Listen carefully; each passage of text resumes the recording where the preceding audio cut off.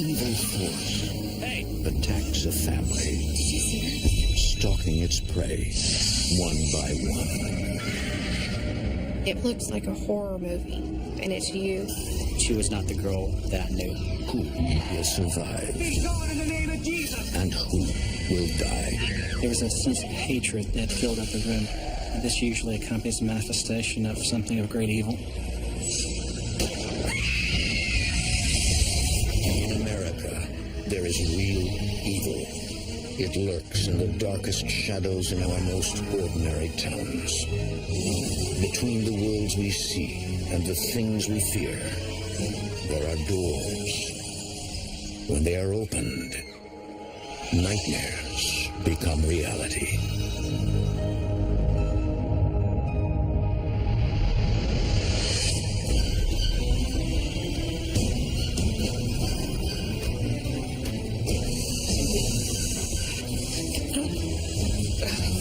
I'm not trying to hurt you. I'm trying to keep you from hurting yourself.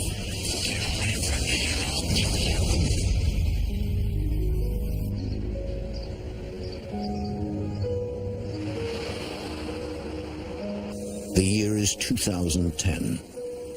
For Cindy Sauer, Social Circle, Georgia, has always held a special place in her heart.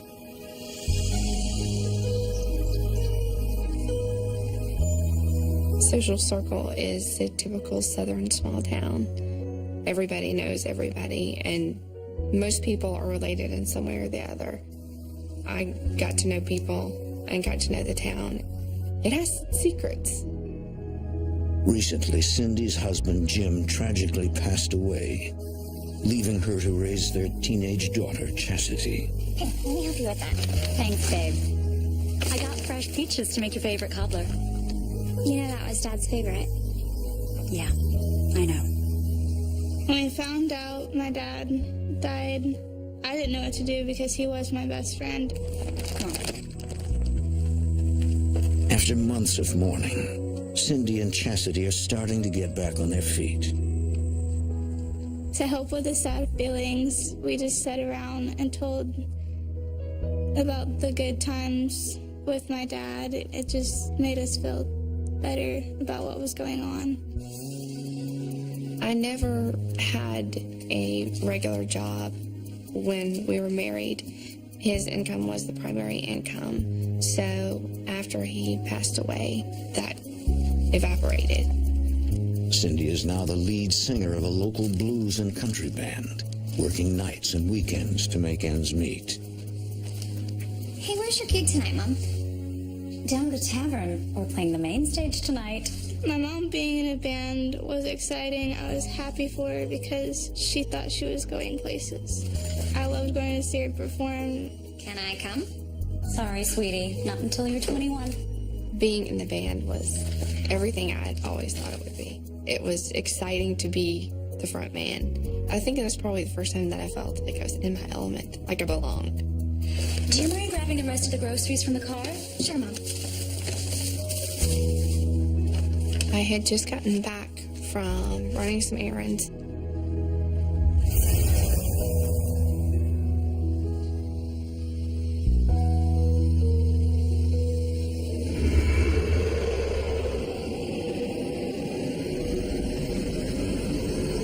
I felt something forcefully grab me, like two hands.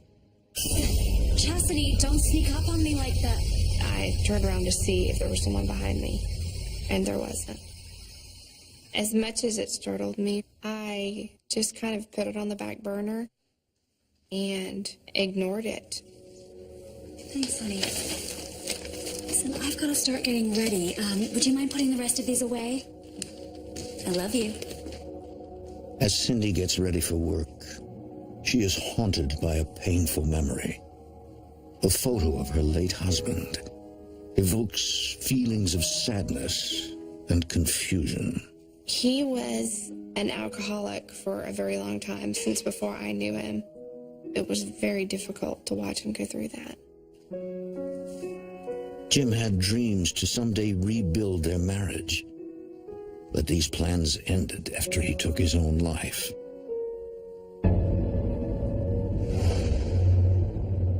You always look for answers when someone commits suicide. To this day, his motive for taking his life remains a mystery.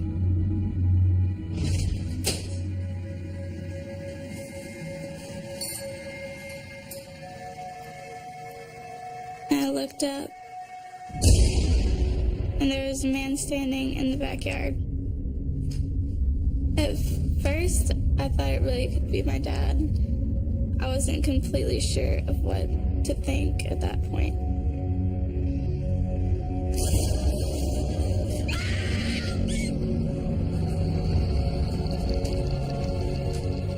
What's wrong? Are you hurt? It took me a second to gather myself to tell her what happened. He was there. I saw him. Who, Chastity? Who was there? Dad. He was out by the shed. It was scary because I knew my father was dead. I felt it couldn't be him, and it brought back the memories of our relationship. Honey, are you sure? It was probably a neighbor. I swear it was him. He just looked different. She's a pretty stoic person, so for something to affect her like that, it has to be significant. Okay, I'll take a look. To put her daughter's mind at ease, Cindy checks out the backyard. Hello? I was hoping that maybe she had imagined it, Somebody there? and she just saw something that looked like him. I just looked around Hello? to try to see if I could see what she had told me about, and I didn't see anything. I went out to the shed. But then Cindy stumbles upon a clue. A lug nut from her husband's tool shed. He was a mechanic. I can't tell you how many times I helped him change a tire or work on a car, and that lug nut was one that he left out there.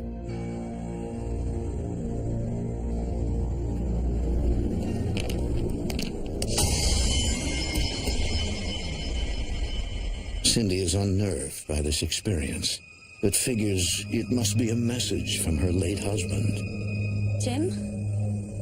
Is that you? I thought that it was him.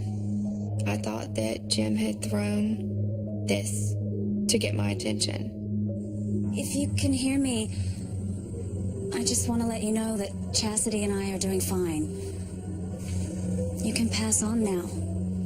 I thought that he was just saying, it's okay, and I'm still here. And that's what I tried to put in my mind so that I could deal with it. Although Cindy knows her daughter is in no harm, she decides it's best for Chastity to spend the night with a friend. Don't worry, we'll be out of this house soon. I just need to save a little more money. Cindy knows it will be a long road before they can fully recover from the death of a loved one. But she's hopeful that life will soon return to normal. My mom's a great mom. She's there for me. She stands up for me. She's my best friend.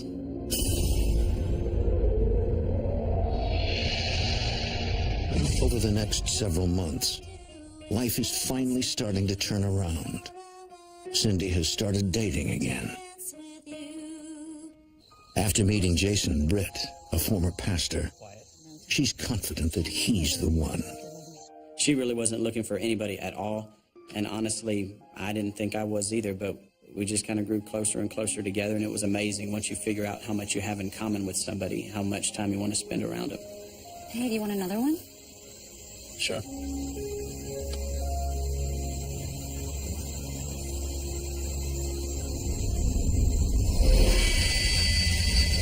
Hey! Who's there?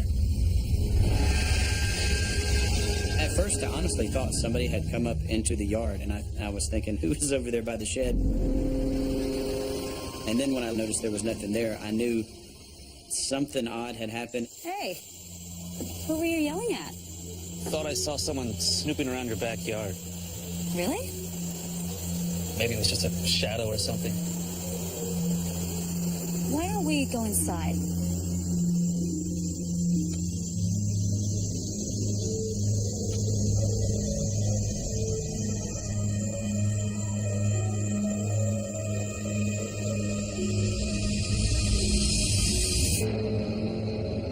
evening.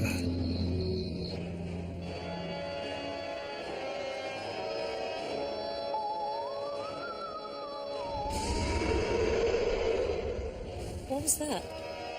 It's just the movie. No, wait a minute. Turn it down for a second.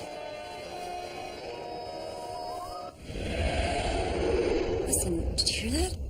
It sounds like your air conditioner or something. At this hour? Who could that be? Stay put, let me answer it.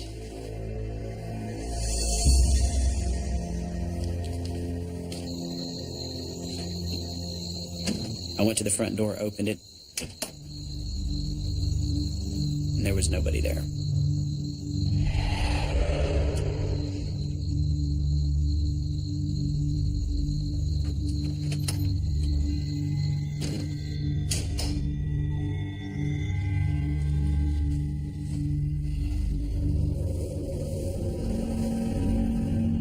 No one was there.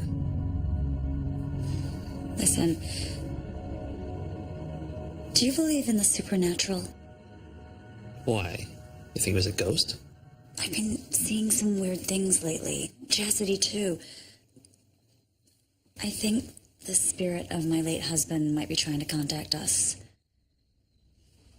It felt like a weight was lifted off my shoulders when I could finally not just tell him what was going on, but that he could understand what was going on. You must think I'm crazy. Not at all. I had a similar experience when I was younger. I find the supernatural exciting. Jason shared with me that he had also had experiences with the paranormal when he was a child. That really hit home with me. Me too. I used to explore old graveyards with my brother when we were kids. So, you ever been ghost hunting? No. Well, Halloween is coming up. Want to check out some real haunted houses? Sure. People don't just say, hey, let's go ghost hunting. So it was really cool that it was something that he was interested in doing.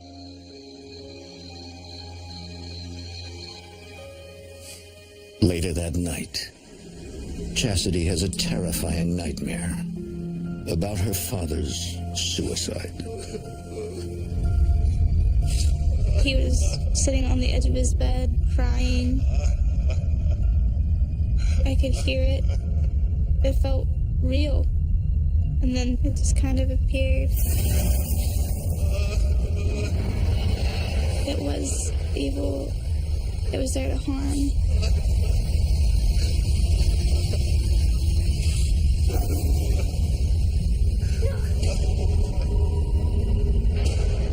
I couldn't move. I could just stare at it.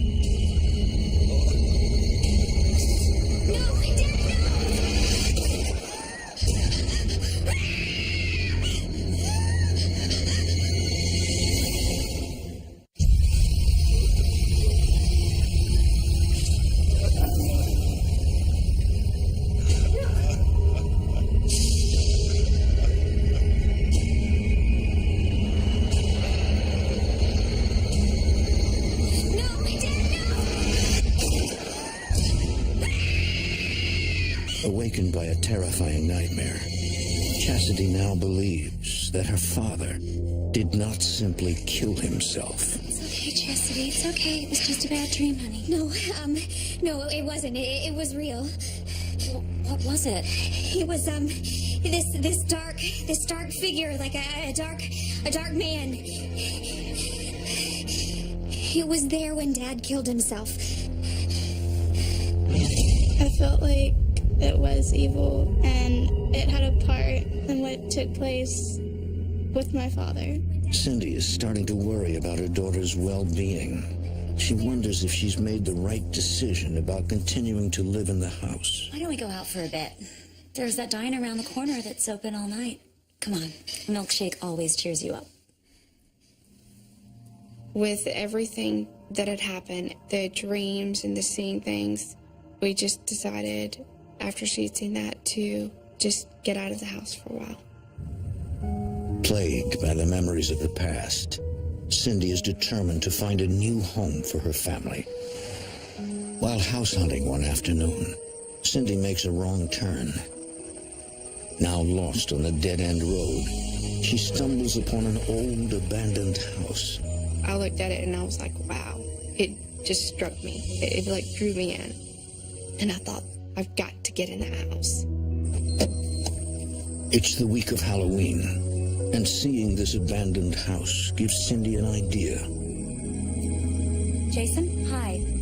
I was just driving around and you're not going to believe this. Hold on, let me send you a picture. It just looked like the classic haunted house. It had this air of mystery. It almost had a presence.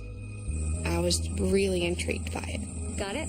It was just a creepy looking house like you'd see in some, horror movie. So you up for some ghost hunting this weekend? We got to check this out. It's like, we've got to get in here, so I knew that he would be as excited as I was. But this excitement will soon turn to fear. That weekend, Cindy and Jason return to the abandoned house.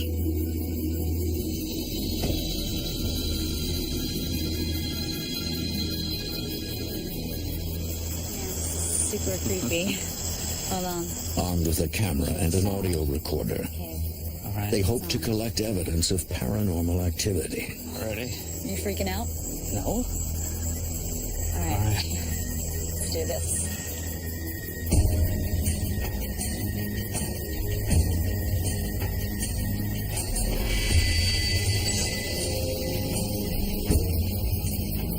This is so cool. Wow. I gotta get this. Chastity is going to flip. Did you hear that? What? A car. Somebody's here. So we made our way back around to the other side of the house where we were parked. And there was no car.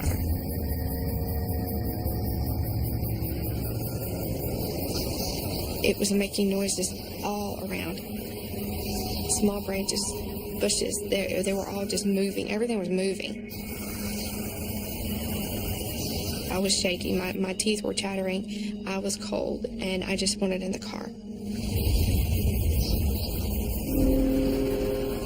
Did you see that? Oh, yeah. What is that? Started seeing something just out of my peripheral vision, and he saw it too, just kind of darting around. It felt like it was all around us, and there was no getting away, like being trapped. It felt exactly like something was going to pounce. Into the car. Now. And that thing just came straight at me. You could just feel it, just like it was like a train. Cindy? I got in the car, and he got in, and we took off.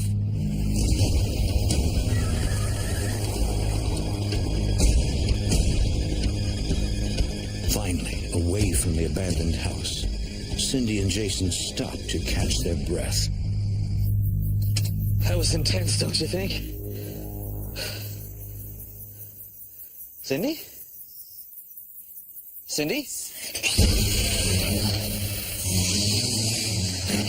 I knew that there was something inhuman inside me. There was something evil, and it wanted to pull me out of the car and take me somewhere. Who are you? Tell me your name! At that moment, it had control of me, and there was nothing I could do. Tell me your name! And I'm thinking, why is he asking me these questions? Tell me your name!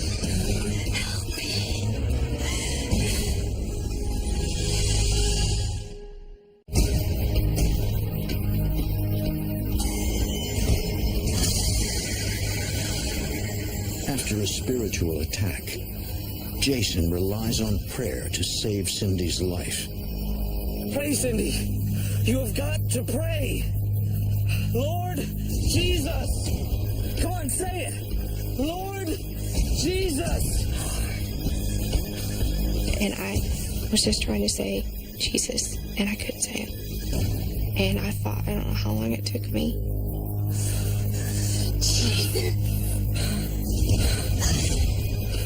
there's this person that you love and you care deeply for, and there's something unseen that's attacking them, you feel powerless. It's enough to kind of drive you mad. Finally, the power of prayer releases Cindy. At that point, I didn't realize the extent of it. It's okay. You're gonna be okay. I just thought that we had come across something that was really bad and that it had chased us down. Promise me we'll never go back there again. Agreed. We made a pact after that night to never go back to that house and to stay as far away from it as we could. That next day was very hazy. I was really drained. It was almost like I was just kind of floating by. Slowly, Cindy's demeanor begins to change. Mom? Once a caring and sweet mother, Mom? Cindy is now hostile Mom? and irritable. What? Take a chill pill, Mom. I just wanted to see if I could have some money so I could go to the movies with Steven. I don't care what you do. My mom started changing. She went from the quiet, tender, nice mom to a very irritable, angry, depressing person. Just get out of here! Now! It was not at all like me to have these bouts of rage, and I knew that this was just not coming from me. She would yell and scream and say hurtful things. It was just like what I've seen with my father. Cindy knows that someone or something is controlling her mind, but she is powerless to stop it. To ease her fears, Cindy asks Jason to spend the night. There's the North Star there. She's safe for now, but not for long. See the Little Dipper? It's just at the end of the handle.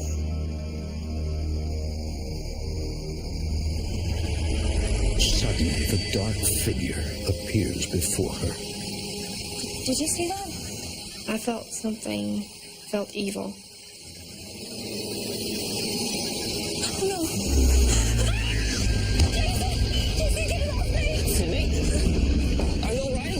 Whatever came over there knocked her backward. She hit with such force on the back of her head, I thought she's going to have a concussion. Are you all right? It's here. I know. Cindy realizes that the dark figure has been following her, just as Chastity suspects. This entity may have played a role in her husband's death. I began to think that this thing definitely had an influence on him committing suicide. And knowing Jim like I did, I just don't feel like that he would just have done that by himself. It began to kind of make sense that this thing had a hand in it. This is the thing that killed my husband. I'm certain of it. And now it's come for me.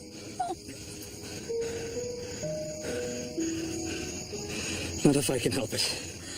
It's hard to accept that your worst nightmare hasn't ended.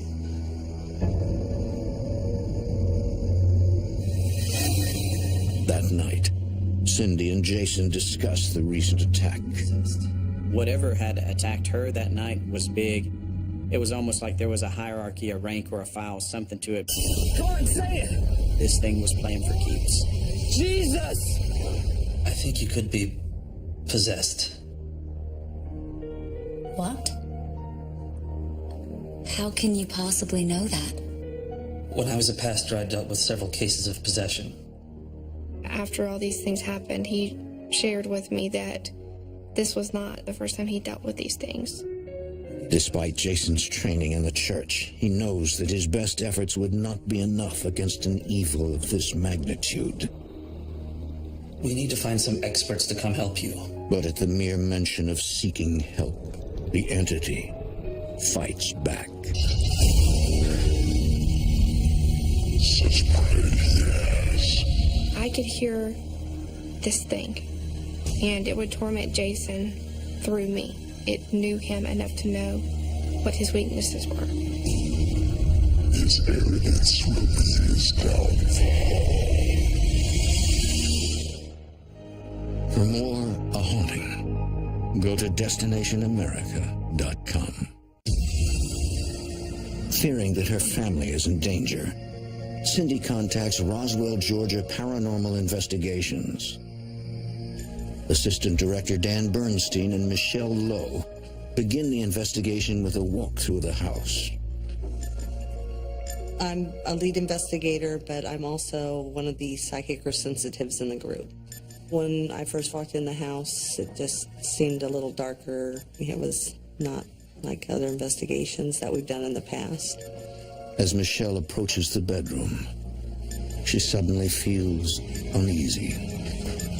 Then, Dan notices a spiking on the EMF meter, suggesting he is in the presence of spiritual activity. I immediately felt her husband who committed suicide. I felt his presence very strongly, almost like he was guarding. But guarding what? They hope to find answers as to why this entity is tormenting them. After the walkthrough, the team begins their investigation with an EVP session. Is anyone here? Make a noise if you are present. But then, a familiar sound chills Cindy to the bone. Did you hear something? That was when things started to escalate. I knew that it was there. I felt it. Do you know this is not your house? This is Cindy's house. And as soon as he asked that question, it attacked me. Are you okay, Cindy? I was scared because I couldn't do anything. I couldn't help her. I knew she was being taken over at that point. It was terrifying. It was nothing I've ever seen before. It was pure hate. It was not Cindy anymore. Cindy is once again possessed. The entity inside of her has taken control of her body, bent on destroying anything in its path. Her eyes turned black. It was a face of hate. Leave now! I command you to leave! I remember Dan being there. I did not like him. I wanted to do something bad to him. I wanted to hurt him. I want to talk to Cindy. Are you there, Cindy? I was trying to talk. I was trying to tell them I was there, and it just wouldn't let me through. The only thing I could think to do was pray. I thought she was going to pounce on me. I felt like I was literally facing real, true, pure evil. I was scared to death. I'm going to count to 3, and Cindy will come back. 1, 2, 3. Dan weakens the entity's control, but only temporarily. In the investigations that I've done in the past, I've never dealt with anything like this. There's been some things that were maybe a little dark, but never in the almost 10 years that I've been investigating have I ever dealt with anything like this, ever. I think you need an exorcism. I have a friend who's a priest. You'd be okay with that? I'll try anything. To banish the entity once and for all, Cindy must seek religious intervention. That night, Jason stays with Cindy as she awaits help from the priest. Jason's only hope is that God will protect them. He secretly prays for Cindy's safety. He is beseeching your God. Stop praying. I'm not saying anything. Yes, you are. Elle est là, changée de grand omeille. Why are you saying that? It's not me. It's something channeling through me. Jason recognizes the words as Aramaic, an ancient language and root of Hebrew and Arabic. He knows this from his background in theology. It means, your God bows to me. The next morning, Cindy feels even more hopeless. She is frightened that this evil presence is growing stronger. But then, her darkest fears become reality. The demon takes control of her body. I actually stared into the face of this thing and watched what looks like a horror movie, you know, right in front of you, and it's you, but it doesn't feel like you.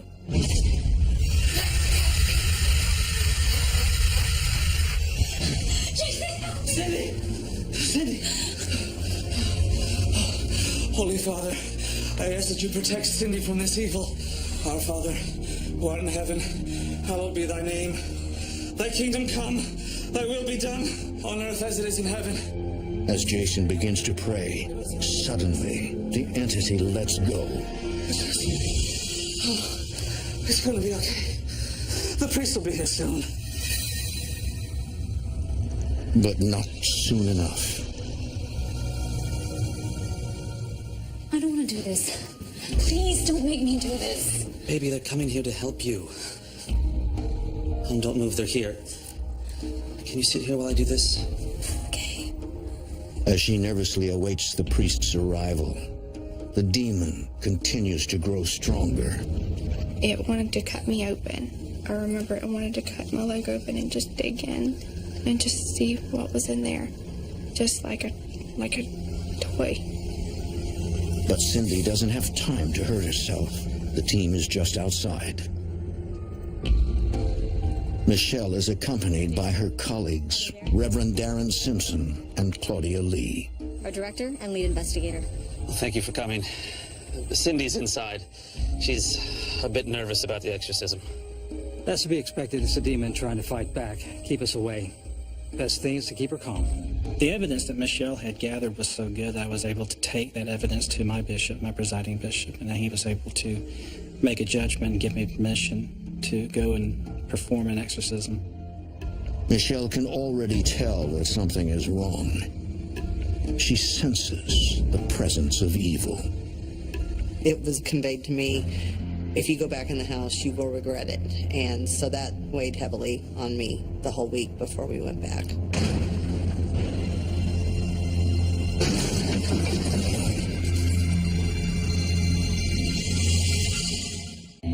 Cindy's inside. She's a bit nervous about the exorcism. Jason debriefs with the team and Father Darren before starting the exorcism.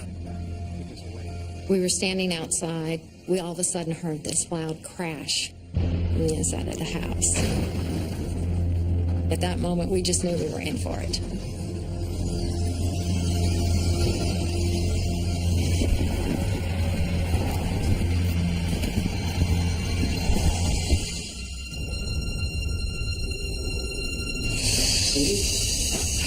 The demon appears to have taken control of Cindy's body. That's literally when all hell broke loose. I'm not trying to hurt you. I'm trying to keep you from hurting yourself. Get away from me or I'll kill you. I wanted to kill him, but at the same time, I wanted him to help me. But it wanted to kill him. Every time she looked at me with that look, just like a cold, dead stare of vitriol and hatred, she was not the girl that I knew. Jason, I need Cindy seated in a chair. The energy was very heavy. It was so intense, and there was such a dark feeling to it that I really thought I was looking at evil. And I was very, very frightened. There was a sense of hatred that filled up the room, and this usually accompanies the manifestation of something of great evil. Once he verifies there is an evil entity inhabiting Cindy, Father Darren decides to perform a solemn exorcism. It involves prayers, psalms, and general admonitions for the demon to give up its name. It's not going to give up its name willingly. If they're not prepared, it can destroy the person who's doing the exorcism, regardless of what your protections are. Be gone, ye hostile powers. Save me, O God. Hear my prayer, O Lord. Father Darren wastes no time. He must complete the exorcism if he wants to save Cindy's life. I will praise thy holy name, Lord. Glory be to the Father. I cast thee out, evil spirit, and every wickedness and every encroachment of the wicked evil, and every phantom and diabolical demon, every legion by the name of Jesus Christ, by the power of Jesus Christ, I cast thee out. You're not taking authority upon yourself, but you're performing in the name of Jesus Christ, which gives it all of its power. It is he who commands thee. It is he who shall return and judge the wicked, the living, and the dead by fire. Be gone. Be gone in the name of Jesus. Be gone in the name of Jesus. The rite of exorcism is concluded. Father Darren tests whether the demon is still in possession of Cindy. The body of Christ. It was a test to see if Cindy could receive the sacrament of Holy Communion. One of the things that I bring with me as a pre-sanctified host is basically the bread that's used in the Eucharist. Usually people who are demonically possessed, the demon who's in them won't allow the host to take part in the communion. It is clear to Father Darren that the demon still has Cindy in its grip. We'll have to repeat the rite. Behold the cross of the Lord. Be gone, ye evil spirits! Be gone, ye hostile powers! Suddenly, Claudia is paralyzed with fear. I was praying for protection for myself as well. I knew that our presence there, if this was truly demonic, that we could be attacked next. I felt something stand next to me, and it got very cold on my left side. We were trying to document it, and I saw a black shadow come from Cindy. It moved from Cindy over towards Claudia. There's something beside you. I thought whatever it was trying to attach itself to me, that it might attack me, that it might affect me, that it might torment me later. The dark figure suddenly vanishes from Michelle's view. Cindy's behavior becomes more animalistic, a sign the entity is coming to the surface. And I looked at her eyes. They were very milky, very cloudy. They were not her eyes. You don't forget looking into the eyes of somebody you love and not seeing them and seeing something completely different. I love you, Cindy. We're going to get through this. I commend thee, Spirit, whoever thou art. Thou shalt give me a sign, or tell me thy name. When demon makes a full manifestation, the exorcist is now dealing directly with the demon. I command you, tell me by some sign or other thy name.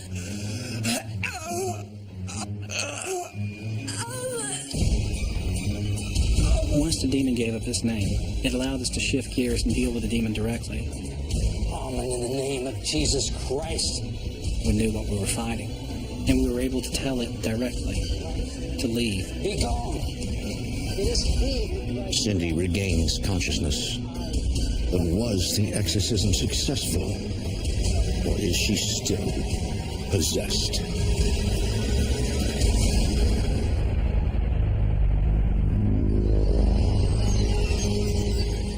I love you, Cindy. We're going to get through this. Now that Father Darren can address the demon by name, he is one step closer to victory. And is, now, and ever shall be. I felt relief. I felt release. Everything just changed. The air was lighter. The house was brighter. It's like I woke up and I looked around and saw all these people. You could feel just the presence of God. I felt for the first time in a very long time like there was not something behind me. Following the exorcism, Father Darren counsels Cindy. He offers her words of hope, but warns her that the demon could return. It all depends on the behavior, the emotive living, the prayer and faith life of the person involved. I believe this demon came into your life after your husband's passing and weakened you psychologically just as it did him. You have to be very aware and very diligent, especially when you have psychological scars, because they can open you up to these evil things. If you ever need any help, I'm here, no matter what. Anytime, day or night, just call me. If I hadn't had Father Darren come and perform the exorcism, there's no way that I would have been able to fight this thing. And I really don't know what would have happened or where I would have ended up if RGPI and Father Darren hadn't stepped in and given me the help that I needed. As a final measure, Father Darren blesses the home. In the name of the Father, the Son, and the Holy Spirit. And he finishes the blessing outside by the shed. In the name of the Father, the Son, and the Holy Spirit. At the very end, we made the sign of the cross on the door with holy water, guarding that house against the intervention of evil. He commences the blessing with one final prayer of protection. Saint Michael the Archangel, defend us in battle. Be our protection against the wickedness and snares of the devil. May God rebuke him, we humbly ask. And do thou, O Prince of heavenly host, by the power of God thrust into hell, Satan and all the evil spirits who prowl about the world, seeking the ruin of souls. Amen. As the prayer ends, Amen. Cindy senses the presence of her late husband watching over her. He was sort of a protector through all this. I feel like that he knows that we're okay and that he's okay. She realizes that Jim's spirit must have stayed around to warn her about the evil in the house.